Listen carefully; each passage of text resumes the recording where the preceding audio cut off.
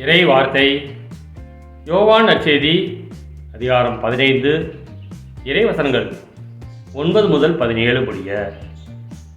அக்காலத்தில் இயேசு தாம் சீடரை நோக்கி கூறியது: என் தந்தை என் மீது அன்பு கொண்டுள்ளது போல நானும் உங்கள் மீது அன்பு கொண்டுள்ளேன்.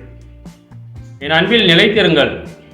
நான் என் தந்தையின் கட்டளைகளை கடைப்பிடித்து அவரது அன்பில் நிலைத்திருப்பது போல நீங்களும் என் கட்டளைகளை கடைப்பிடித்தால் என் அன்பில் நிலைத்திருப்பீர்கள். என் மகிழ்ச்சி உங்களுள் இருக்கவும் உங்கள் மகிழ்ச்சி நிறைவுறமே இவற்றை உங்களிடம் சொன்னேன்.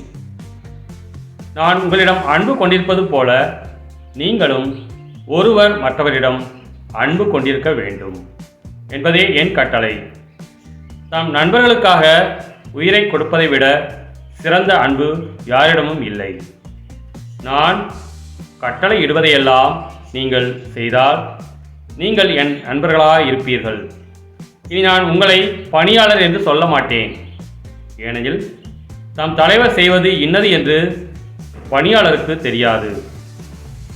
உங்களை நான் நண்பர்கள் என்றேன், ஏனெனில் என் தந்தையிடமிருந்து நான் கேட்டவை அனைத்தையும் உங்களுக்கு அறிவித்தேன்.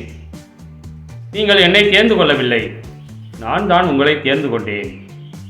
நீங்கள் கனி தரவும் நீங்கள் தரும் கனி நிலைத்திருக்கவும் உங்களை ஏற்படுத்தினேன். ஆகவே நீங்கள் என் பெயரால் தந்தையிடம் கேட்பதையெல்லாம் அவர் உங்களுக்கு கொடுப்பார். நீங்கள் ஒருவர் மற்றவரிடம் அன்பு கொள்ள வேண்டும் என்பதே என் கட்டளை. கிறிஸ்துவின் நற்செய்தி.